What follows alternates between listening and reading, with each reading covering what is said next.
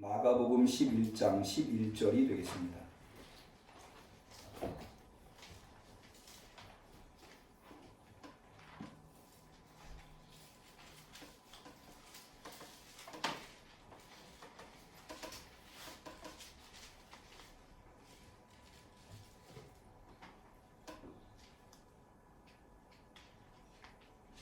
(2020년도) 종료주일 예배에 참여하시는 우리 성도님들에게 하나님께서 사랑으로 주신 하나님의 말씀 마가복음 11장 11절 말씀을 우리 모두 다 소리내어서 정성껏 받들어 있도록 하겠습니다.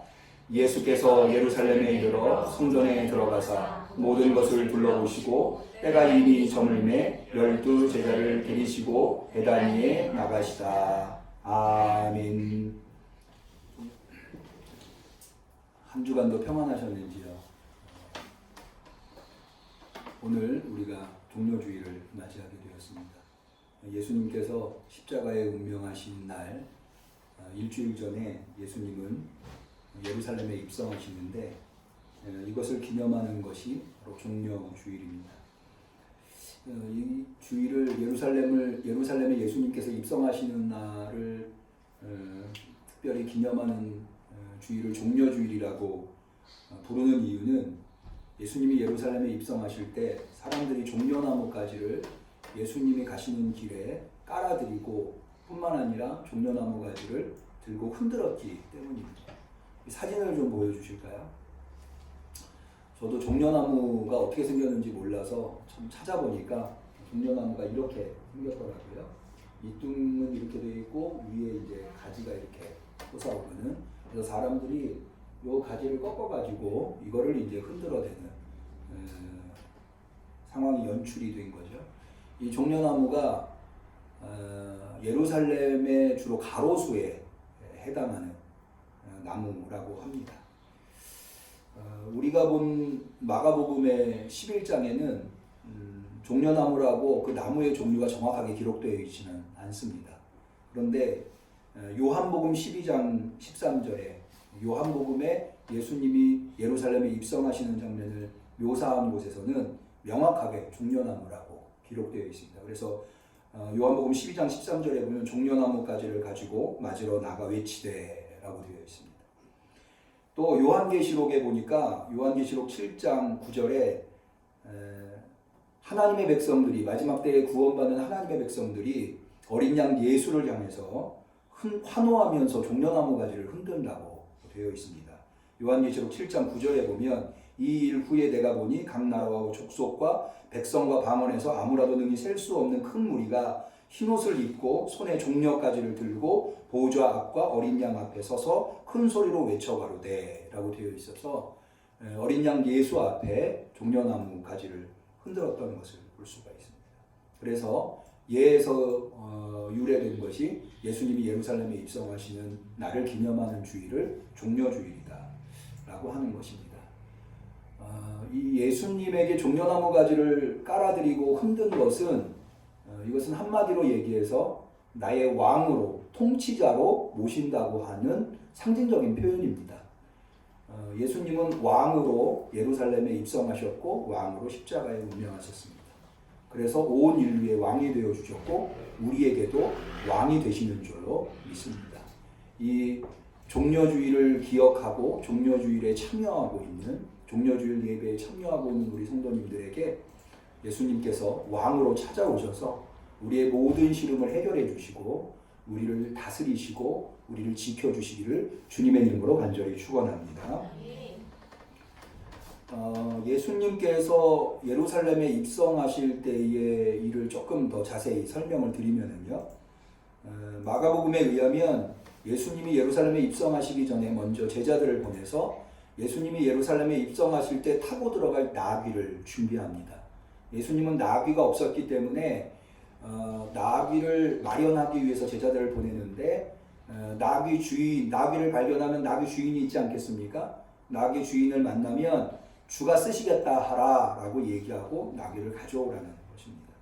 그렇게 해서 마련된 나귀를 예수님이 타시고 예루살렘에 입성하시는데 사람들은 마치 나귀의 안장을 씌우듯이 자신의 겉옷을 벗어서 나귀 위에 덮고 그 위에 이제 예수님이 앉으셔서 앞서 말씀드린 대로 예수님이 예루살렘에 입성하실 때 사람들은 겉옷과 종려나무 가지를 바닥에 깔고 나귀가 지나가 마치 카페트를 깔고 이제 뭐 영화 배우랄지 통치자들이 지나가듯이 그렇게 지나가도록 하고 사람들은 양옆에 서서 종려나무 가지를 흔들고 환호하면서 하나님 앞에 영광을 올려드리는데 우리 잘 아시죠? 그때 사람들이 한 말이 호산나 찬송하리로다. 주의 이름으로 오시는 이여 찬송하리로다. 오늘 우리 조상 다윗의 나라여 가장 높은 곳에서 호산나라고 외칩니다. 이 호산나라고 하는 것은 앞서도 우리가 회중 찬송으로 찬송가 132장 호산나 호산나라고 하는 찬양을 불렀는데 이 단어의 뜻은 도우소서라고 하는 뜻입니다. 그래서 가장 높은 곳에서 호산나 하는 것은 가장 높은 곳이라고 하는 것은 제가 기회가 있을 때마다 우리 성도님들한테 말씀을 드립니다만은 유대인들, 특히 고대인들한테는 하늘이 셋으로 구별되어 있었습니다. 새들이 날아가는 하늘이 있었고 별들이 박혀있는 하늘이 있었고 그 너머에 인간의 시야가 도달할 수 없는 신적, 영적 존재들이 거하는 하늘, 그걸 이제 우라무이스라고 주로 표현을 하는데 그 하늘이 가장 높은 하늘입니다. 그래서 여기 가장 높은 곳에서라고 하는 것은 바로 그 영적 존재들, 하나님이 거하시는 그 하늘에서 이 유대 백성들을 도와달라고 하는 가장 높은 곳에서 호산나. 그러니까는 이건 나귀를 타고 입성하시는 예수님이 그렇게 가장 높은 곳에서 억압받고 힘들어하는 백성들을 돕기 위해서 오신 분이다 라고 하면서 가장 높은 곳에서 호산나 라고 예수님을 향해서 종려나무 가지를 흔들면서 외치고 있는 것입니다. 이렇게 예수님은 사람들의 환호를 받으면서 예루살렘에 입성하셨지만 사실 예수님이 예루살렘에 입성하신 것은 사람들의 환호를 받는 것이 주 목적은 아니었습니다. 예수님은 오히려 마가복음 8장에 나와 있는 가이사랴 빌립보에서 베드로가 그리스도 고백을 했을 때 고난받고 십자가에 죽으시고 부활하실 것을 예고하셨는데 그 예고하신 것을 실행하시기 위해서 예루살렘에 입성하신다고 할 수 있습니다. 마가복음 8장 31절에 예수님께서 이렇게 말씀하시는데요. 인자가 많은 고난을 받고 장로들과 대제사장들과 서기관들에게 버림받아 죽임을 당하고 사흘 만에 살아나야 할 것을 비로소 저희에게 가르치시되. 이게 사실은 굉장히 중요한 말씀인데 이 말씀을 예루살렘에 입성하시기 전에 예수님은 3번이나 제자들한테 말씀하십니다. 이게 순환 예고라고 하는 건데요. 이 중에 특별히 우리나라 말로는 잘 표현이 안 되는데 사흘 만에 살아나야 할 것이라고 할 때 이 할자, 우리나라 말로는 할자로 번역되어 있지만 이게 사실은 데이라고 하는 헬라어를 이렇게 번역한 건데 이것은 무엇을 반드시 해야만 한다. 특별히 데이라고 하는 헬라어는 신적 존재에 의해서 부여받은 사명, 회피할 수 없는 숙명과 같이 준행해야 하는 그런 사명을 표현할 때 헬라어 데이라고 하는 단어를 사용합니다. 그런데 바로 여기에 사용이 된 겁니다. 이것을 제가 우리 성도님들한테 말씀드리는 이유는 이 마가복음 8장 31절 인자가 많은 고난을 받고 장로들과 대제사장들과 서기관들에게 버림받아 죽임을 당하고 사흘 만에 살아나야 할 것, 이것이 예수님에게서는 사명이었다는 거죠. 특별히 이 사명을 이야기하시기 직전에 이 사명을 얘기하시는 계기가 베드로가 예수님한테 당신은 그리스도십니다 라고 고백을 했더니 이 말씀을 하시는 거거든요. 그러니까는 예수님이 깨닫고 있었던, 예수님이 책임감을 느꼈었던 그리스도로서의 자신이 그리스도라면 모름지기 반드시 해야 할 사명은 무엇이었는가 하면 바로 많은 고난을 받고 장로들과 대제사장들과 서기관들에게 버림받아 죽임을 당하고 사흘 만에 살아나야 할 것, 이것이 바로 예수님이 깨닫고 있었고 반드시 수행해야만 한다고 의무감을 가지고 있었던 그리스도로서의 사명이었다는 거죠. 그러니까는 이것을 통해서 우리가 알 수 있는 것은 우리는 예수님이 어떤 분들은 기적을 행하시고 무리를 거르시고 풍랑을 잠잠케 하시고 귀신을 내쫓으시고 죽은 자를 살리시고 병자를 치료하시고 또 물고기 2마리 보리떡 5개로 5천 명을 먹이셨다고 하는 것, 그런 것들을 통해서 예수님이 그리스도라고 고백하지만 사실은 예수님이 그리스도가 되시는 이유는 병자를 고치셨기 때문도 아니고 무리를 걸으셨기 때문도 아니고 죽은 자를 살리셨기 때문도 아니고 바로 고난당하고 십자가에 죽으시고 부활하셨기 때문에 그분은 그리스도가 되셨다고 하는 것, 이것을 우리가 분명히 알아야 할 것입니다. 이 사명은 사실은 반육신적인 사명입니다. 육신을 가지고 있는 인간으로서 이 사명을 감당한다고 하는 것은 늘 힘들고 어려운 일이었습니다. 그래서 예수님께서는 예루살렘에서 그런 일들을 행하셔야 되겠기에 예루살렘으로 가시기로 굳게 결심을 하셨다고 누가복음 9장 51절에는 기록되어 있습니다. 이렇게 말씀하십니다. 예수께서 승천하실 기약의 차감에 예루살렘을 향하여 올라가기로 굳게 결심하시고, 이래서 이 예루살렘에서 예수님이 고난당하시고 십자가에 죽으시고 부활하셔야만 하는 이 그리스도적 사명, 이 사명을 감당하는 것이 결코 어떤 영광이나 환호를 받는 일이 아니기 때문에 이것을 수행하기 위해서 예루살렘으로 향하시기로 굳게 결심하셨다. 그 결심을 통해서 지금 예수님이 예루살렘에 입성하고 있으신 것이다 라고 할 수가 있겠습니다. 이제 오늘 예수님께서 예루살렘에 입성하신 이후에 예수님의 아주 중요한, 생에서 가장 중요한 일주일, 우리가 흔히 이 일주일을 홀리 웍이라고 해가지고 거룩한 일주일이라고 이야기를 합니다. 이 일주일을 이제 돌아오는 한 주간 지내게 됐는데요. 제가 우리 성도님들의 담임 목사로서 당부드릴 것은, 예전 같았으면 우리가 이제 종려주일 예배를 드리고 매일매일 예수님께서 어떤 일들을 행하셨는지를 우리가 기억하면서 또 성금요 예배도 드리고 새벽 기도도 하고 그랬을 텐데, 우리가 지금 코로나 전국 때문에 그럴 수 없는 상황에 놓여 있지만, 그러나 그럼에도 불구하고 그럴수록 더욱더 우리의 각자의 삶 속에서 예수님의 거룩한 일주일, 이 고난주간을 의미 있게 보내실 수 있으시기를 당부드립니다. 그래서 오늘 차제에 예수님께서 어떻게 일주일을 보내셨는가, 이것을 한 번 더, 우리 많은 분들이 알고 계시지만 한 번 더 좀 되짚어보는 시간을 가지려고 하는데요. 우리 그림을 한번 좀 띄워주실까요? 네. 이 그림, 다음 그림은 예수님의 거룩한 일주일. 네. 예수님의 거룩한 일주일을 보시면 여기 스크린을 좀 참고하시면은요, 예수님께서 예루살렘에 입성하신 것, 이거는 마가복음을 기준으로 해서 예수님의 거룩한 일주일을 구성한 것입니다. 왜 마가복음, 이게 복음서마다 조금씩 다르기 때문에 어떤 기준이 필요해서 마가복음을 기준으로 삼은 것이고, 마가복음을 기준으로 삼은 이유는 사복음서 중에 가장 먼저 기록된 복음서가 마가복음이라고 알려져 있기 때문에 마가복음을 중심으로 해서 작성한 것이라고 이해해 주시면 되겠습니다. 그래서 예수님께서 예루살렘에 입성하신 요일이 우리식으로 얘기하면 일요일이다. 왜냐하면 토요일 다음이 일요일인데, 토요일은 유대인들에 의하면 안식일이기 때문에 이렇게 이동하거나 뭐 이런 일들을 잘 안 합니다. 그래서 예수님이 예루살렘에 입성하신 것은 일요일, 우리식으로 얘기하면 주일에 해당을 하고요. 일요일날 예수님께서 예루살렘에 입성하셔서 처음으로 성전에 들어가셨다가 그냥 둘러보시고 베다니로 옮겨가십니다. 이게 이제 베다니 그림인데요. 앞에 그림 지도를 한번 다시 보여주실까요? 이게 이제 팔레스타인 지역에, 여기가 이른바 여기가 사해고, 이 위쪽으로 요단강이고요. 이 위에 이제 갈릴리 호수가 있습니다. 그런데 예루살렘이 여기입니다. 이 베다니가 예수님께서 거룩한 일주일을 지내실 때 낮에는 예루살렘에 계셨고요, 저녁에는 베다니로 가셨습니다. 이게 남동쪽에 여기 한 4km, 5km 정도 떨어져 있는, 그러니까는 이 역천동에서 얘기하자면 이렇게 얘기하면 어떨지 모르겠어요. 수색쯤 되는 곳, 이쪽을 이렇게 오고 가시면서 예수님께서 거룩한 일주일을 보내셨다, 이렇게 말씀을 드릴 수가 있습니다. 그러니까 저녁에 주무시는 곳은 베단이었고 예루살렘은 낮에 활동하는 것이었다, 이렇게 일주일을 보내십니다.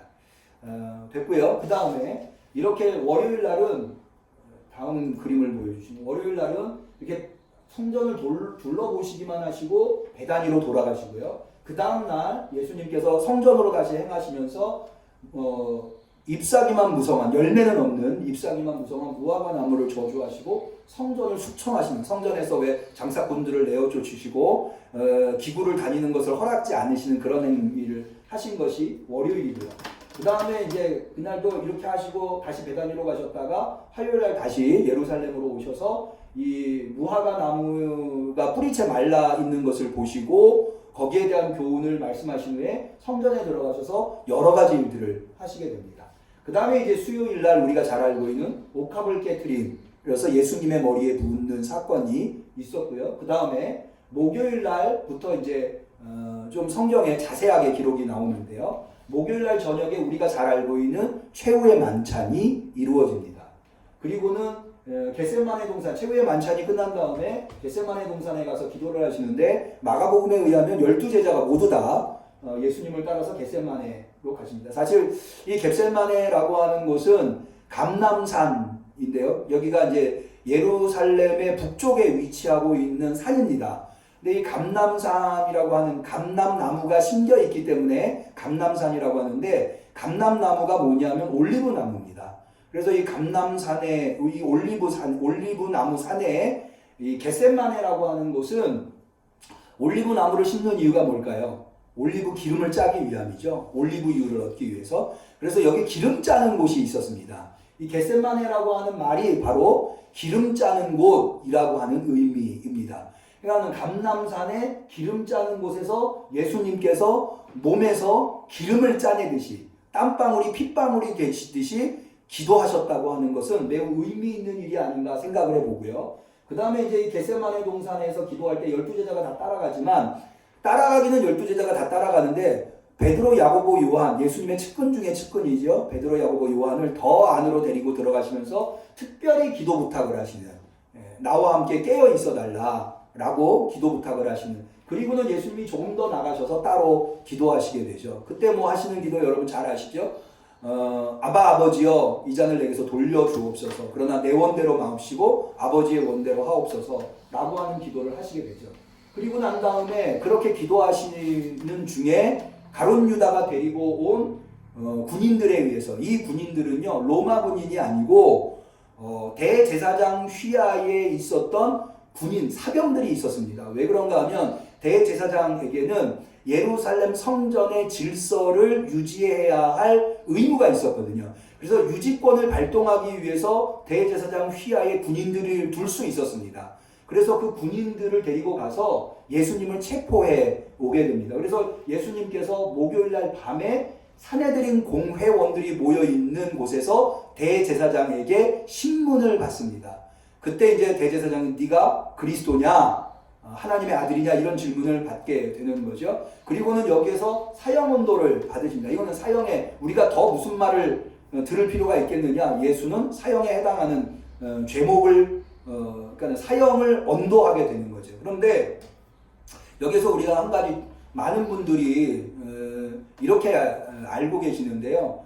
유대인들은 사형을 내릴 수 있는, 사형을 판결할 수 있는 권한이 없기 때문에 당시에 실제적인 권력을 가지고 있는 로마 총독인 빌라도한테 간 것이다 라고 이야기를 하는데, 그렇지 않습니다. 그거는 정확한 해석은 아니고요.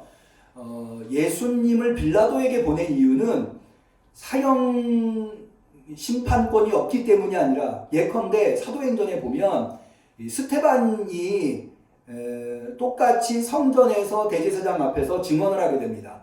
그때는 그 자리에서 즉결 처형을 당하게 돼요. 투석형으로 즉결 처형. 그래서 종교적인 문제에 관해서는 이 대제사장도 사형을 내릴 수가 있었습니다. 그런데 예수님을 사형을 내리지 않았던 것은 예수님이 종교적 형벌을 받은 것이 아니라 정치적 죄인이었기 때문에 로마로 압송을 한 겁니다. 그래서 자기들이 예수님을 처단할 수 있었음에도 불구하고 이것을 빌라도에게 넘겨서 빌라도가 정치적 사형을 내릴 수 있도록 그렇게 한 겁니다.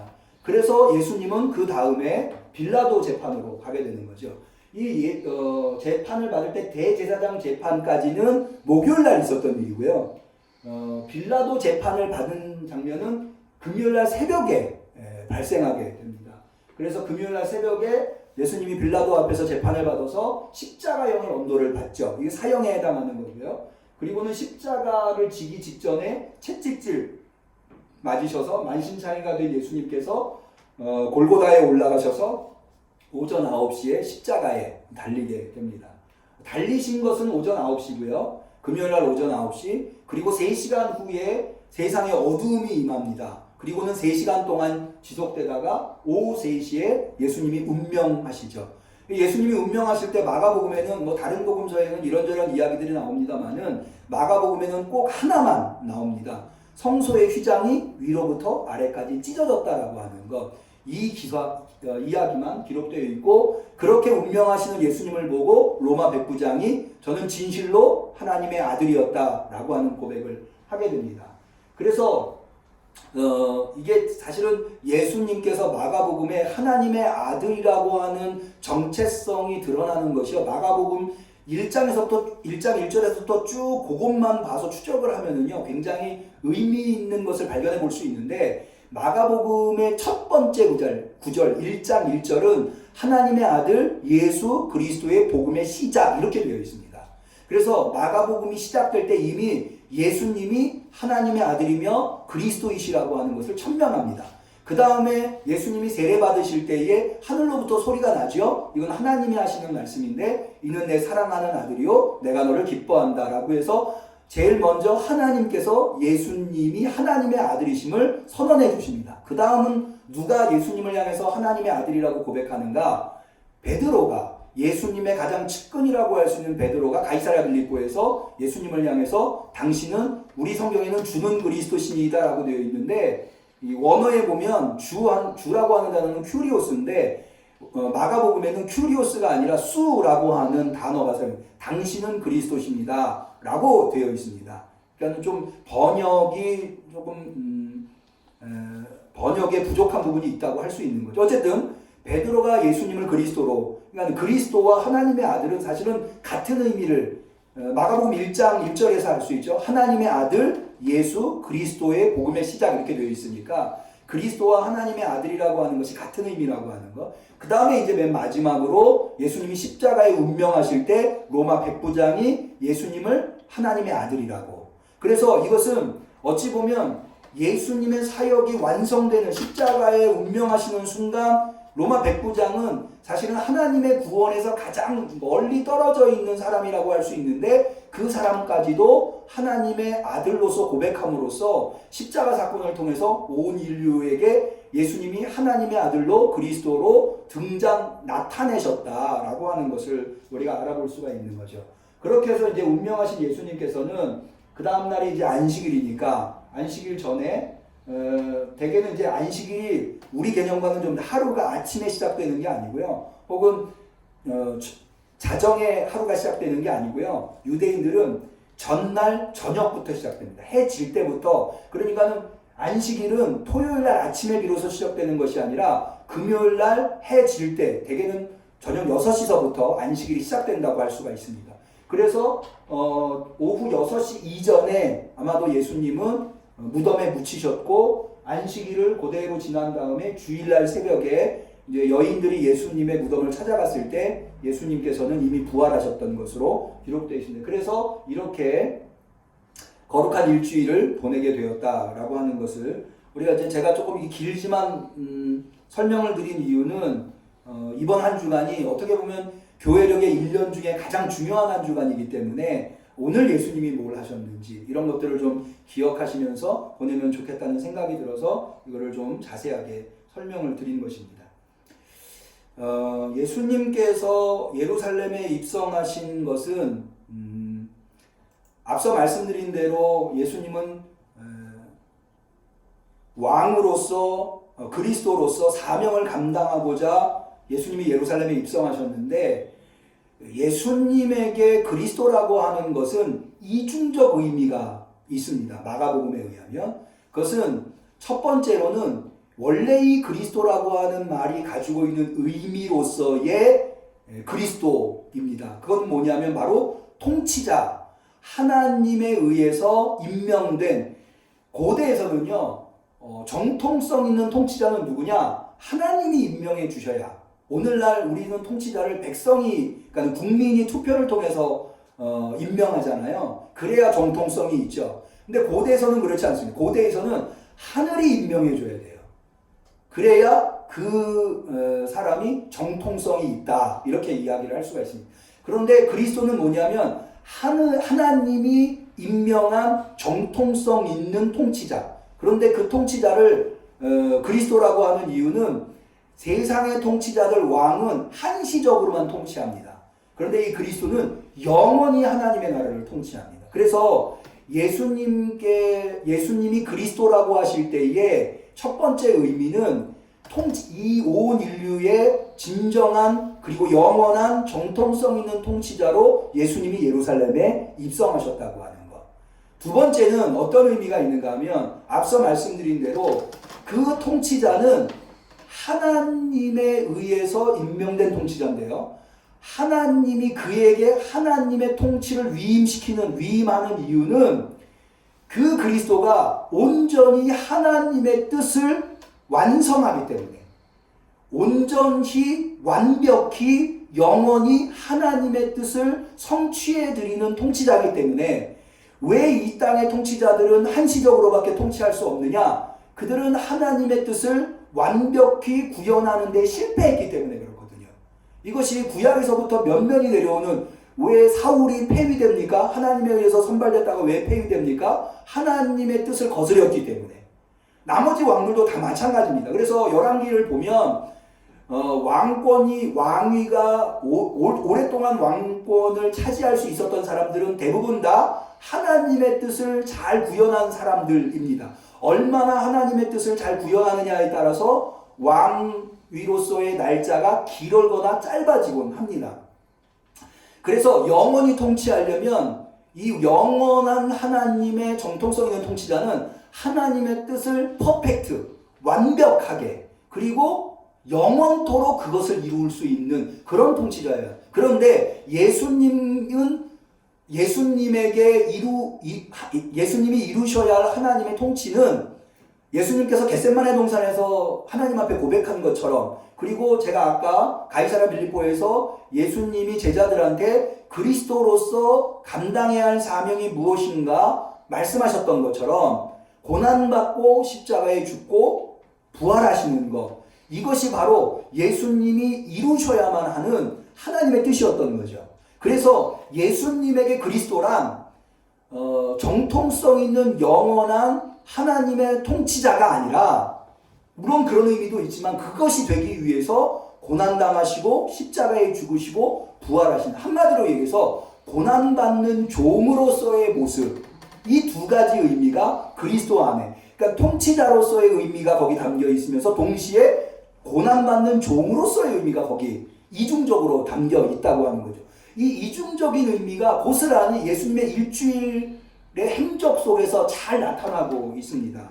먼저 예수님께서 왕으로서의 면모를 보여준 것이 있다고 한다면 예수님이 나귀를 마련하시는 장면. 여러분, 사실은 이 장면이 우리가 오늘날 이해하기가 쉽지가 않아요. 왜냐하면 남의 나귀를 함부로 갖다 썼으면 되겠습니까? 그렇지 않죠. 뭔가 대가를 지불을 해야 되는데, 오직 남의 나귀를 갖다 쓰는 근거가 하나인데, 그게 뭐냐면 주가 쓰시겠다. 주가 쓰시겠다라고 하는 것은, 그렇게 말한 것만으로도 나귀를 내어주는 것은 예수님이 진정한 통치자라고 하는 의미가 되겠습니다. 또 다른 것은 뭐가 있는가 하면 바로 예수님이 예루살렘에 입성하셨을 때 사람들이 예수님을 향해서 종려나무 가지를 흔든 것이었습니다.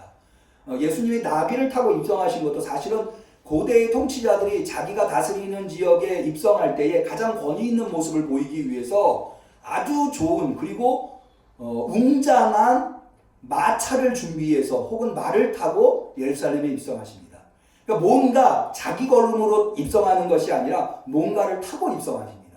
그런데 가능한 한 자신의 권위를 세우기 위해서 의리의리하고 웅장하고 화려한 퍼포먼스를 하거든요. 그런데 예수님은 그런 의미도 살리지만 동시에 그런 통치자와는 구별하기 위해서 나귀를 타시는 거예요. 그러니까 여기에 담겨있는 예수님이 나귀를 타고 예루살렘에 입성하셨다고 하는 것은 예수님이 통치자로서의 면모를 보여주고 있는 것이다 라고 할 수가 있는 거죠. 또 예수님께서 예루살렘에 입성하신 다음 날 마가복음에 의하면 예수님이 예루살렘 성전에 들어가서 이른바 성전 숙청 사건을 하시거든요. 장사꾼들을 다 내어쫓고 거기에 제사 드릴 수 있는 기구들을 가지고 다니지 못하게 합니다.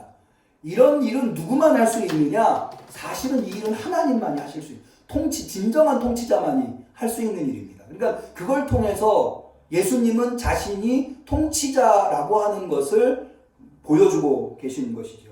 실제로 예수님께서 마가복음 13장에 제자들한테, 마가복음 13장은 최후의 심판이 어떻게 이루어질 것인가에 대한 예수님의 교훈인데요. 거기 26절에 예수님은 자신에 대해서 이렇게 얘기해요. 그때의 인자가, 이 인자는 예수님을 얘기하는데, 구름을 타고 큰 권능과 영광으로 오는 것을 사람들이 보리라 라고 해서 예수님이 어마어마한 권력과 권세를 가지고 있다고 하는 것, 그것을 말씀하고 계신 것을 볼 수가 있습니다. 그러나 반면에 앞서 말씀드린 대로 예수님은 그렇게 권력 있는, 권세 있는 통치자일 뿐만 아니라 또한 고난받는 종으로 예수님이 예루살렘에 입성하셨는데요. 그 대표적인 예가 바로 겟세마네 동산에서의 기도죠. 아버지여, 아버지께서는 모든 것이 가능하오니 이 잔을 내게서 옮기시옵소서. 그러나 내 원대로 마옵시고 아버지의 원대로 하옵소서. 사실은 이 아버지여, 아버지께서는 모든 것이 가능하오니 이거를 왜 붙이는가 하면은요, 예수님이 십자가의 죽음을 당하셔야 하는 것, 이것이 예수님에게도 어마어마한 고통이었던 거예요. 그러니까는 예수님은 아버지 되시는 하나님한테, 하나님은 모든 게 가능하지 않습니까? 내가 꼭 십자가를 져야 합니까? 이 방법 외에도 하나님이 이루시고자 하는 목적을 이룰 수 있는 분이 아버지 하나님 아니십니까? 그러니 다른 방법을 선택해 달라고 간청하는 내용이 여기 담겨 있는 거예요. 그런데 결국에는 자신의 생각을 꺾고 내 원대로 마옵시고 아버지의 원. 그러니까 이것이 고난받는 종의 그 내면에 있는 그 갈등과 고통과 번민이 고스란히 녹아져 나오고 있는 것을 볼 수가 있는 거죠. 그 다음으로 예수님이 고난받는 종의 면모를 볼 수 있는 게, 예수님이 뭐니 해도 예수님의 십자가 모습이죠. 예수님께서 빌라도에게 재판을 받으실 때에 십자가형을 언도받으시고 채찍질을 당하시죠. 이게 얼마나 참혹한 모습인가를 우리는 간혹 영화를 통해서 발견해 볼 수가 있죠. 뿐만 아니라 로마 병정들이 예수님에게 얼마나 조롱과 희롱을 합니까? 마가복음 15장 19절 이하에 보면 갈대로 그의 머리를 치며, 갈대로 예수님의 머리를 치는 거예요. 제가 뉴스를 보니까 요즘 코로나가 전 세계 유행인데, 인도에서는 이 자가격리 이걸 지키지 않는 사람들을 막 경찰이 때리기도 하고 쪼그를 띵뛰기도 시키고, 우리나라에서는 생각해 볼 수 없는, 우리 어렸을 때 잘못하면 선생님한테 체벌 받듯이 거기에서는 경찰이 그렇게 하더라고요. 그런데 어른이 머리가 하얀 어른이 그런 걸 하고 있으니까 참 우리가 보기에는 그렇더라고요. 그런데 예수님한테 이런 것과는 비교도 할 수 없는 아주 치욕과 모욕을 안겨주는, 머리를 때리고 갈대로 막 머리를 때리면서 그 다음에 침을 뱉으면서 또 희롱을 하고 완전히 옷을 발가벗겨가지고 이렇게 십자가에 매달리는 이런 모습은 정말로 누구라도 회피하고 싶은 그런 모습인 거죠. 그리고 마지막으로 예수님의 십자가의 운명하심, 머리에 가시관을 쓰시고 양손과 발에 못을 박히시고 그 참혹한 모습이 모두 다 예수님께서 그리스도로서 하나님의 뜻을 완벽하게 온전히 이루기 위해서 감당하셔야만 하는 고난받는 종의 모습이라고 할 수 있죠. 그러나 동시에 이 두 가지가 다 나타나고 있는 사건들도 있습니다. 통치자로서 막강한 권력을 나타내면서 동시에 고난받는 종으로서의 모습을 보여주기도 한다는 거죠. 그게 바로 예수님께서 대제사장 앞에서 재판받는 장면에 나타납니다. 재판받는다고 하는 것은 죄인으로서 매우 치욕스러운 모습으로 서 있지만, 그러나 예수님은 왕으로서 당당한 모습을 보여주고 계십니다. 마가복음 14장 62절에 보면 네가 그리스도냐? 라고 묻는 대제사장에게 예수께서 이르시되 내가 그니라. 인자가 권능자의 우편에 앉는 것과 하늘구름 타고 오는 것을 너희가 보리라. 죄인의 모습으로 대제사장 앞에 서 있지만 예수님은 당당하게 자신이 하나님의 정통성 있는 통치자라고 하는 것을 기탄 없이 말씀하고 있는 것을 볼 수가 있습니다. 또 십자가 위에서도 아까 그렇게 처참하게 십자가에 운명하시지만 로마 백부장을 통해서 예수님이 진실로 하나님의 아들이었다라고 하는 것, 이것이 마치 동전의 양면 서로 전혀 붙을 수 없는 하나님의 정통성 있는 막강한 권력을 가진 통치자의 모습과 고난받는 종으로서의 모습이 반대편에 있는 것 같지만 예수님 안에서는 한 덩어리로 지금 자리하고 있다고 하는 것을 우리가 발견해 볼 수 있습니다. 그러한 모습을 보이고 있는 것이 바로 예수님의 예루살렘 입성이고 마지막 일주일이었다라고 하는 것.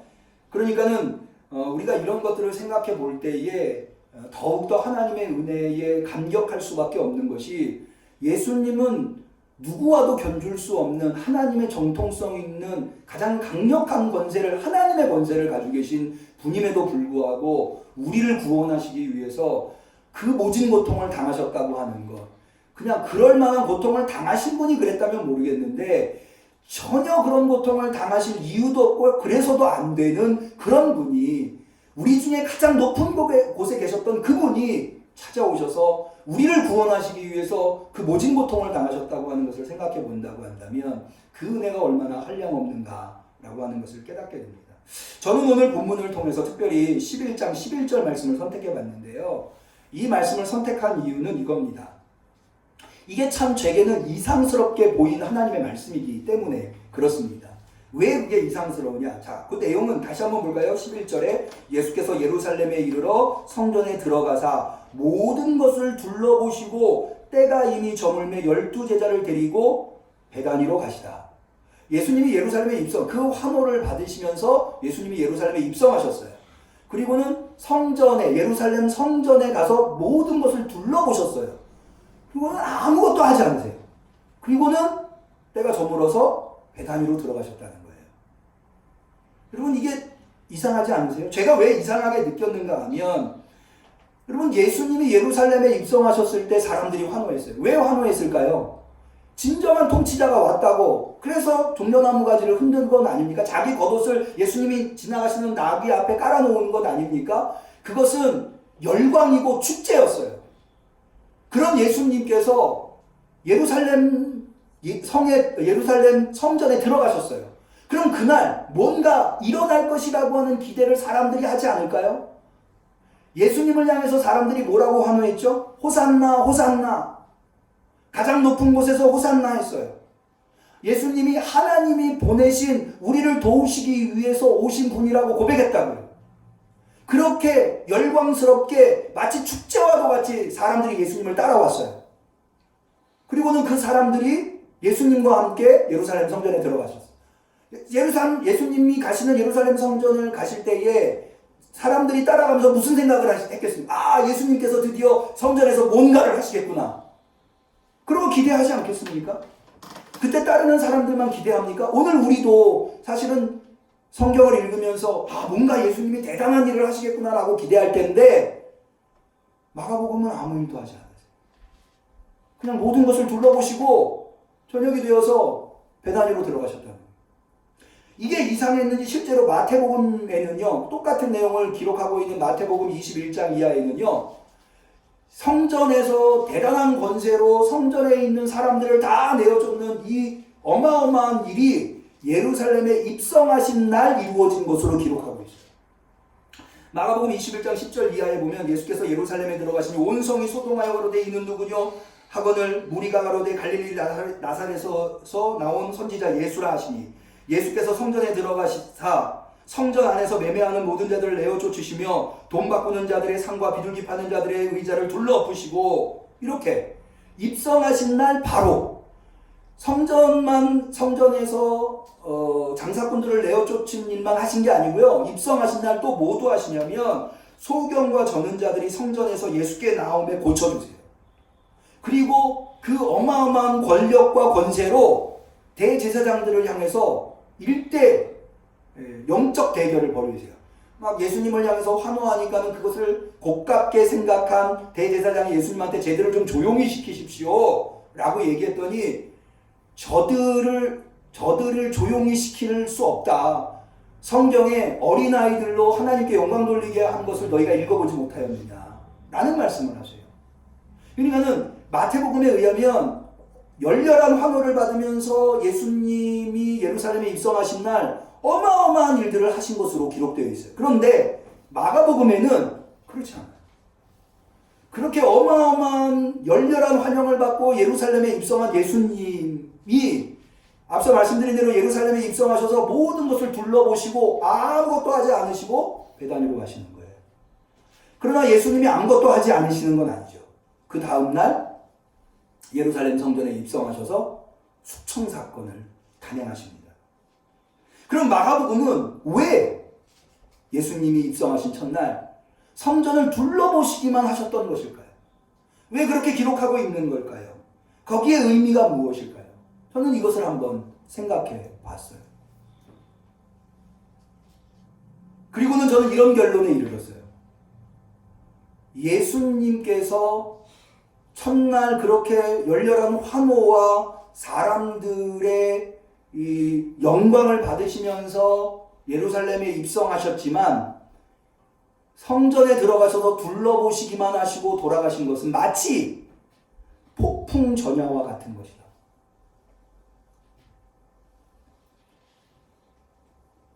예수님께서 예루살렘에 입성하셔서 바로 그 사람들의 환호에 부응하시면서 성전에 들어가셔서 대단한 권세를 보여주시는 것도 좋겠지만 하루 정도의 텀을 두시는, 그래서 모든 것을 둘러보시는 예수님의 모습을 생각하게 만들려고 하는 것이 이 마가복음의 기록의 목적이 아니었겠는가. 뭔가를 감찰하시고 둘러보시는 만왕의 왕의 모습. 거기에서 마태복음에서는 발견해 볼 수 없는 그 긴장과 텐션. 비록 아무 일도 일어나고 있지는 않지만 뭔가 어마어마한 것이 지금 몰려오고 있을 수 있다고 하는 그런 긴장, 그런 초조. 저는 이것이 바로 오늘 우리들의 모습이 아닌가. 하나님의 심판이 당장 이루어지고 있지는 않지만 하나님의 심판은 언젠가는 이루어집니다. 그 하나님의 심판이 이루어지기 직전에 폭풍 전야와도 같이 긴장과 이 두려움, 지금이 그 시기가 아닌가. 그것을 보여주기 위해서 마가복음은 이렇게 기록하는 것이 아닌가. 여러분, 사실 하나님께서 구약에서 하나님의 백성을 심판할 때 하나님은 대부분 이렇게 둘러보시는 과정을 거치십니다. 하나님은 다짜고짜 하나님의 백성들을 심판하신 분이 아니십니다. 먼저 하나님은 예언서를 잘 읽어보세요. 하나님은 하나님의 심판을 하시기 전에 이스라엘의 범죄상을 낱낱이 고발하십니다. 어떻게 그렇게 속속들이 다 알고 계신지 모를 정도로 하나님이 낱낱이 이스라엘을 고발하십니다. 이스라엘을 그렇게 고발하실 수 있는 이유가 뭘까요? 하나님은 이스라엘을 마치 예수님이 예루살렘 성전에 오셔서 모든 것을 둘러보시듯 하나님은 모든 것을 보셨던 거예요. 그렇기 때문에 누가 잘못했고 누가 잘했고 누가 어떻게 했는지 그것이 무슨 결과를 가져왔는지 다 헤아리고 계신 거예요. 여러분 보세요. 에덴 동산에서 하나님은 어떠하셨어요? 아담과 하와가 선악과를 따먹을 때 하나님은 다 알고 계셨어요. 창세기 3장 8절에 그들이 날이 서늘할 때에 동산에 거니시는 여호와 하나님의 음성을 듣고 동산은 거니셔요. 동산에서 어떤 일이 있었는지 하나님은 감찰하고 계신 거예요. 애굽 시대에도 마찬가지입니다. 이스라엘이 애굽에서 고통당할 때 하나님은 모세에게 이렇게 말씀하십니다. 여호와께서 가라사대 때 내가 애굽에 있는 내 백성의 고통을 정령히 보고 그들이 그 간역자로 인하여 부르짖음을 듣고 그 의고를 알고, 그래서 하나님은 이스라엘을 애굽에서부터 건져내십니다. 그래서 세례 요한의 아버지는 사가랴 찬가라고 하는 누가복음 1장 67절 이하에 나오는 내용에 이렇게 고백합니다. 찬송하리로다 주 이스라엘의 하나님이여 그 백성을 돌아보사 속량하시며. 그래서 이스라엘의 하나님은 늘 돌아보시는 하나님이셨어요. 돌아보시는 하나님, 그 하나님의 모습을 지금 예수님이 예루살렘 성전에서 보여주고 있는 것입니다. 여러분, 아직 우리는 하나님의 심판 앞에 서 있지 않은지 몰라요. 우리가 얼마나 수많은 범죄를 하였는가를 우리 스스로 잘 알고 있죠. 그럼에도 불구하고 아직 우리에게 아무 일도 일어나고 있지 않다고 해서 우리가 안전한 게 아니라는 거예요. 우리가 그렇게 잘못 행했음에도 불구하고 우리에게 아무 일도 일어나지 않을 때 우리는 긴장할 수 있어요. 왜? 예수님이 예루살렘 성전을 둘러보시듯 우리를 지금 불꽃 같은 눈동자로 지켜보고 계시고 있는지 몰라요. 우리가 아직은 심판이 임하기 전에 뭔가 해야 돼요. 우리가 잘못했다고 하는 것을 알고 있다면, 인정한다면 우리는 그 심판이 눈앞에 펼쳐지기 전에, 아직은 아무 일도 일어나기 전에 우리는 그 잘못을 하나님 앞에 철저하게, 주님 앞에 철저하게 회개하는 기회를 가져야 돼요. 아직 예수님이 예루살렘 성전을 둘러보실 때에 우리에게는 기회가 있는 거예요. 회개의 기회를 주시는 거예요. 하나님의 진노가 임박하기 전에 먼저 회개할 수 있도록. 그래서 우리는 이 기간에 아무 일도 일어나지 않을 때 우리는 먼저 행동해서 하나님의 진노를 하나님의 긍휼로 바꿔놓을 수 있어요. 그게 바로 오늘날 한국 교회가 해야 할 일이에요. 아무 일도 일어나지 않는다고 해서 다 괜찮은 게 아니에요. 일어날 일은 반드시 일어나고야 말 겁니다. 그 일어날 일이 반드시 일어나기 전에 아직은 하나님이 둘러보시고 계실 때에 한국교회는 회개해야 하며 우리 성도들은 회개해야 합니다. 그 기회를 주고 있는 거예요. 우리는 오늘로부터 예수님의 고난을 기억하는 고난주간을 맞이하게 될 겁니다.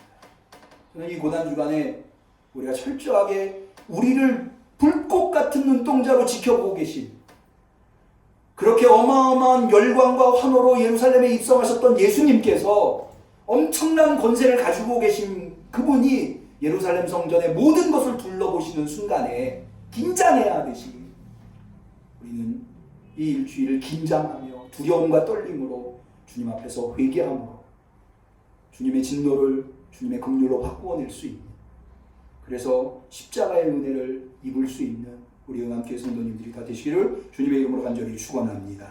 기도하겠습니다. 아직까지도 우리를 참아주시고 우리에게 기회를 허락하시사 우리를 무한한 사랑으로 품어주시려고 하시는 주님의 의도를 깨닫게 하여 주옵소서. 그래서 그 앞에서 진정으로 회개할 수 있는, 그래서 우리를 둘러보시는 주님 앞에 긍휼함을 얻을 수 있는 우리 은암교회 성도들이 되게 하시며 우리 한국교회가 되게 하여 주시옵소서. 예수님의 이름으로 기도 올리옵나이다.